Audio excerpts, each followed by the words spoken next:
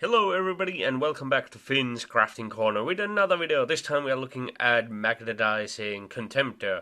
And, I'm sure everybody knows how to, put down the rocket pod. Just a magnet on the top, nothing special there. Or the arms, just a magnet there, nothing special. But, let's take all these extras away, because they are distracting. But you know how, you always got these fists and it comes with that weapon of yours, and, it might not always look so good on certain angle or side, how you glue them together, like so, and you want to mix it up a little bit, because maybe that doesn't look too good, or maybe you want to swap out the weapons inside, or the armor pieces. What if you could, just spin, assign, make the fist look more proper, give it a little, excuse me, pose it a little bit more correctly so it looks good on both sides. What if you could even, let's say you got your fist here and you don't want to use whatever graviton beam, conversion beam it is, you just plug it out, swap your weapon, like so. Technical difficulties. And then, wrong gun. I'm sorry, I'm doing this from the phone screen. And there you have it. You have quickly swap. Oh, yeah, right. This thing doesn't belong to flamethrower, so we'll just take it off.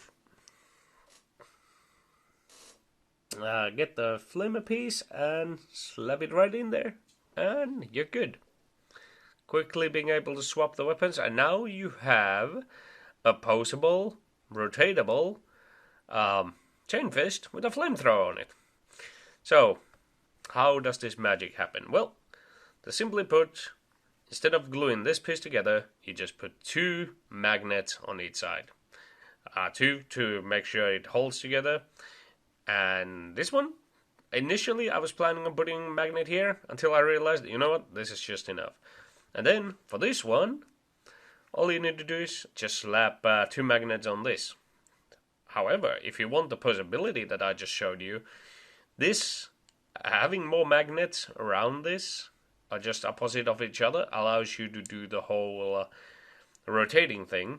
And I currently only have 4 magnets, but it allows you to, essentially set it on 45-degree intervals, however you like it. You could, I might in future add maybe 2 more to make it 6 or even 8 magnets. Depends how far you want to go to get a more smoother experience. So it's just simple as that. For these attachments regarding the weapon, you just simply put a tiny magnet there, and then you can just swap them on the fly. Some of them are a bit too tiny for this, but it still works out. Here we have the bolt attachment, and like so, it just goes in there. I think it's the correct way. No, it's not. We need to spin it that way around. And there we go. So it's nice and flush, doesn't come off. And the added bonus is, you only need, you don't need to build so many arms, you only need to build this attachment. So whenever you, I suppose for each dreadnought, just in case you want to have just 2 of these, you don't need to make the entire arm like people do. So normally you would see, this entire thing, so you would have entire arm just for one attachment. Now, you can skip that section entirely unless you want to have it on different angle, and just go with the 2 different arms, and just simply swap the weapon, the fist for it. And this way you can also, excuse my cats, you can do this for multiple dreadnoughts. Like you can, if you want to bring the good stuff, you can just, yeah.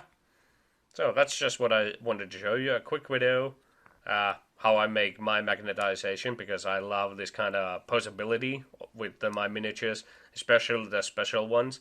So sometimes I maybe want to have it that, or maybe just like that, depending, or just making sure it looks good on both sides. Yeah.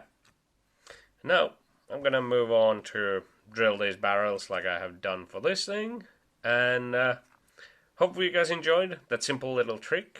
I guess just for the future reference, these bigger magnets for these weapons are 5mm times 1mm, so 5mm wide and 1mm thick. And the small ones in here, these are 2mm wide and 1mm thick. So, until the next time, guys, see ya!